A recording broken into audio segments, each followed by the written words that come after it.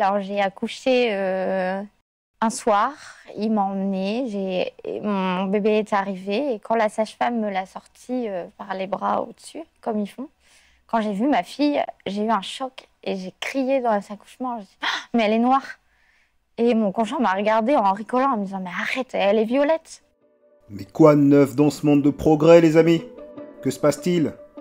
La mère est blanche, le père est blanc et l'enfant est noir.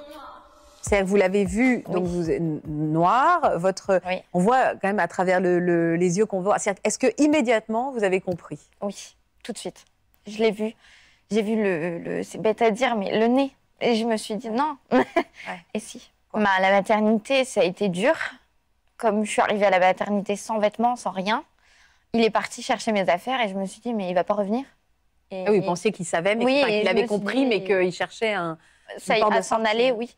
C'est comme ça que devrait réagir n'importe quel homme qui sait se respecter. N'importe quel homme devrait instantanément lui dire au revoir, va voir son père biologique. Je me suis dit, il ne reviendra pas. Il est revenu, m'a déposé mes affaires. Et comme j'ai accouché en période de confinement, je me suis dit, je vais en profiter. Donc pendant mes 3 jours de maternité, je lui ai dit, tu peux pas venir, on peut pas avoir de visite. Ça vous C'est a pas arrangé? possible, oui. Et j'ai supplié les sages-femmes de me laisser plus longtemps à la maternité pour trouver une solution. Elle savait, vous étiez confiée auprès des sages-femmes? J'ai pas eu besoin. Elles avaient compris. J'ai eu le pédiatre à peine 1 heure après que mon conjoint soit parti dans la chambre. Donc à mon avis, les sages-femmes s'étaient doutées que... Et le pédiatre, il a dit, on a compris. Il m'a dit, posez-vous les bonnes questions. Oh, c'est culpabilisant, c'est hyper violent, ça. On vous a renvoyé vraiment l'image d'une femme très adulte, enfin adultère et infidèle. Et... Qu'elle est adultère et infidèle, qu'elle est. Et en tout ce qui est culpabilisant derrière. C'est très moralisant et c'est pas le rôle de l'équipe médicale. Et puis quelles questions se poser?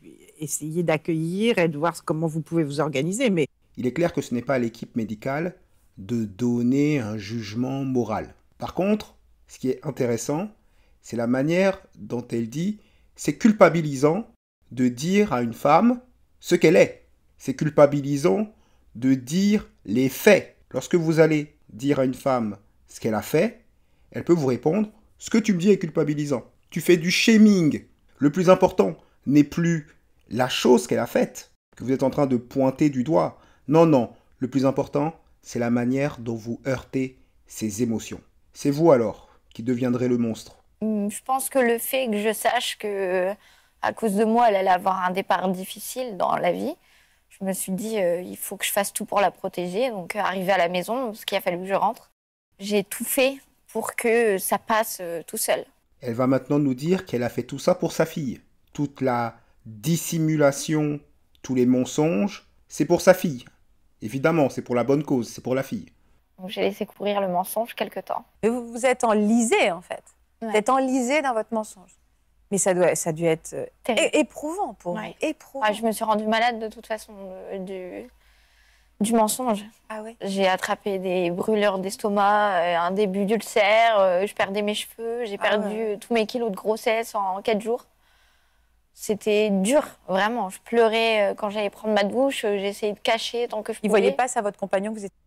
La pauvre, quelqu'un qui ne connaît pas l'histoire, il entend ça, il pense qu'il lui arrivait quelque chose. Il pense qu'elle a subi quelque chose. On dirait que c'est elle la victime. C'est elle qui a couché avec un autre homme que son mari. C'est elle qui n'a pas pris les précautions qu'il fallait et s'est retrouvée enceinte. C'est elle qui ment à son mari, mais c'est elle la victime. Et il m'a dit, dis-moi que je suis pas là pour entendre ce que je pense. Et je lui ai dit, si, je crois que si. Il m'a dit, vas-y, dis-moi. Et je lui ai dit, écoute, ça n'allait pas, et j'ai fait une bêtise, c'était qu'un soir, et jamais je me serais douté que ça aurait pu donner ma grossesse après. Et je lui ai juré, et c'est la vérité. Ça, c'est la technique de la diversion. Le problème n'est pas qu'elle ait voulu ou pas avoir un enfant de l'autre. Ce n'est pas le souci. Le problème, c'est bien qu'elle a couché avec un autre. Il a cru que j'avais une aventure, que c'était pas possible en un soir. Et je lui ai dit, mais si. Et il connaissait le père, le géniteur? Il le connaissait? Non. Il n'a pas voulu savoir qui c'était? Si. Ah bah oui, si, bah oui, je comprends. Vous l'avez dit? Oui, j'ai été transparente. J'ai été transparente. Sachez que les femmes ont une très grande capacité à présenter ce qu'elles ont fait de mal comme très minime et à présenter ce qu'elles ont fait de bien comme énorme, même si c'est insignifiant. Là, elle nous dit « j'ai été transparente ».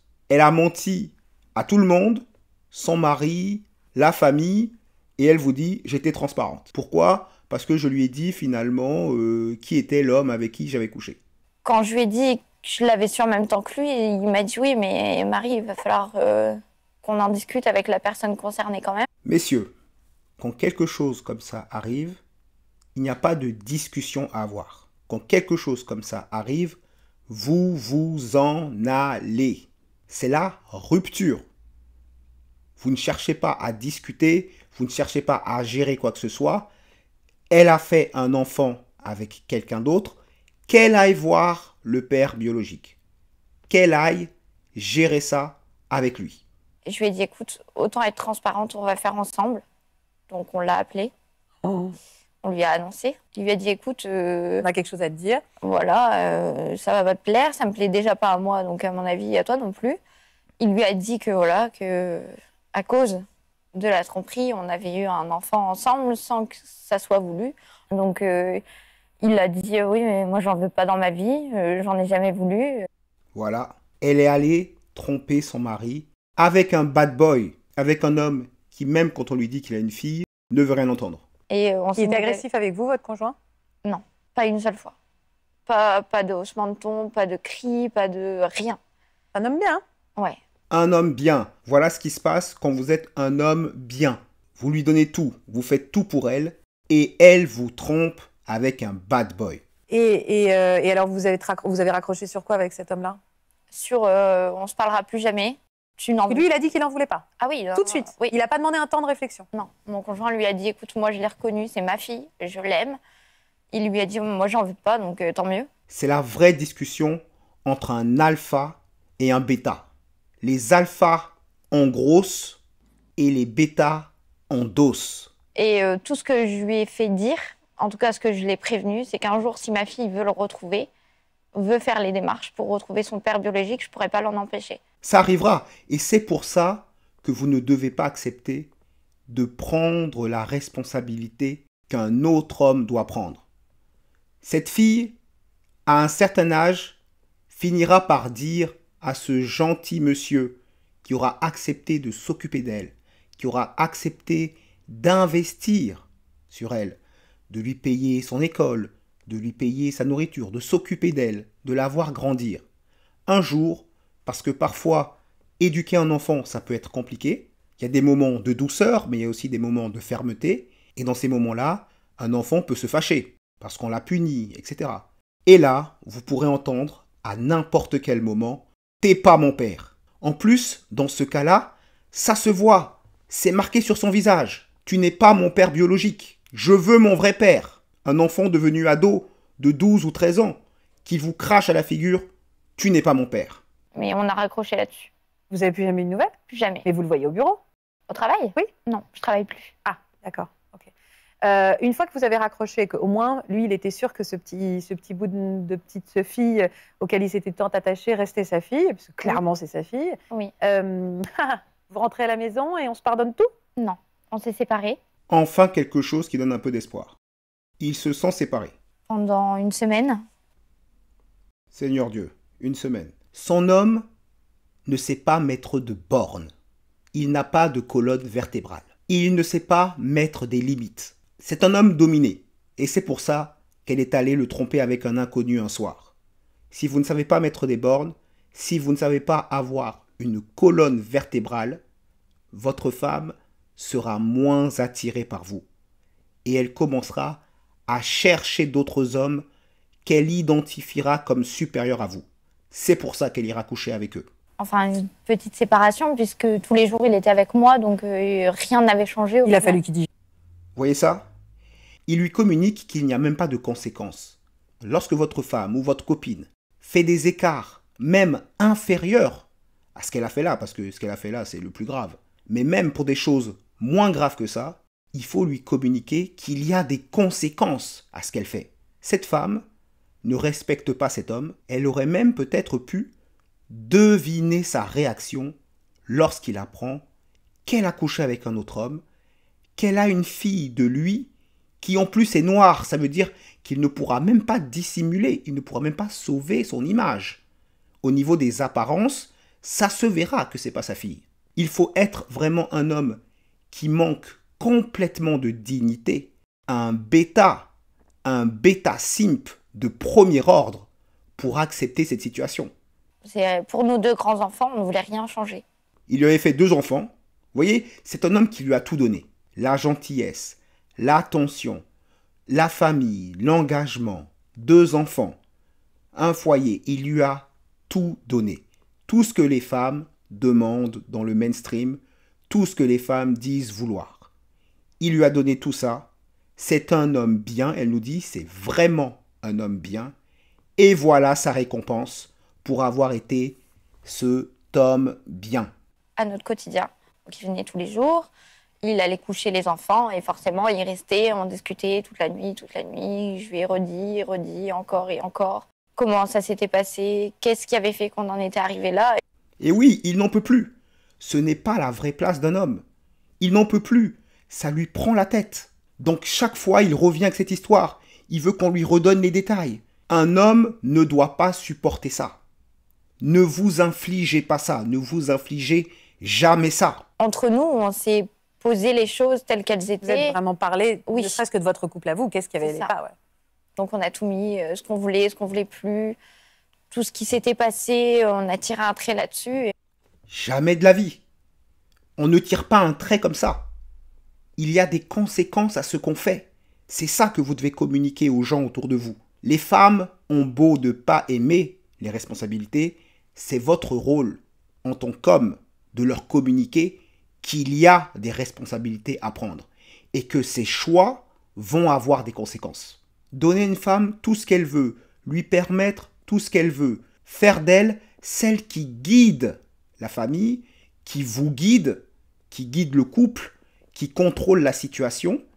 Voilà où ça mène. Lorsque vous êtes le gentil monsieur, le gentil garçon que la société féministe et gynocentrée vous demande, vous ne rendez ni service à vous-même, ni service à votre famille. Parce que lorsque la mère dérape, tout dérape.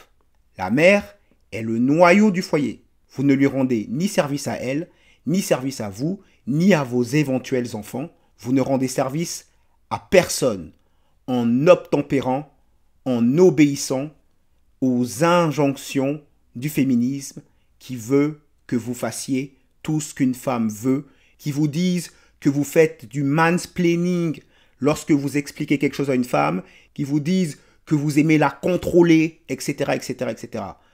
N'écoutez rien de ces sirènes. Ces sirènes progressistes sont nuisibles à la vie et à la bonne tenue de votre couple. Et on a décidé de repartir sur des bonnes bases. Sur quelle bonne base? Sur quelle bonne base? Il n'y a plus de bonne base. Ce qui va se passer, c'est que cette femme sera incapable de le respecter parce qu'il lui a communiqué qu'il n'y a pas de conséquences lorsqu'elle fait même des choses aussi graves. Nous passons rapidement au Tinder Show avec Tiffen. Tiffen qui nous dit « Voilà mon Instagram ». Son Instagram que je n'ai pas laissé en entier. Et elle nous dit « Offre-moi des fleurs, merci ». Alors déjà de 1, chasseuse d'Instagram, un classique. Vous ne vous ajoutez pas dans ses followers. Et deuxièmement, vous ne lui offrez pas des fleurs tant qu'elle ne l'a pas mérité. Tous les signes d'engagement, offrir des fleurs, c'est un signe d'engagement. Offrir quoi que ce soit d'ailleurs est un signe d'engagement. Ce n'est pas que vous ne devez pas montrer des signes d'engagement, mais vous ne montrez des signes d'engagement que lorsqu'elle l'a mérité. Vous lui offrez des fleurs lorsque vous pensez qu'elle le mérite. Voilà pour aujourd'hui, c'était Cameron. Diffusion 18. Dites-moi ce que vous pensez de tout ça dans les commentaires. N'hésitez pas à partager, à liker la vidéo. Abonnez-vous et n'oubliez pas la cloche pour recevoir toujours plus d'éclairage, de décryptage et d'analyse. Et n'oubliez pas, redressez le regard, relâchez vos épaules et choisissez consciencieusement votre propre chemin.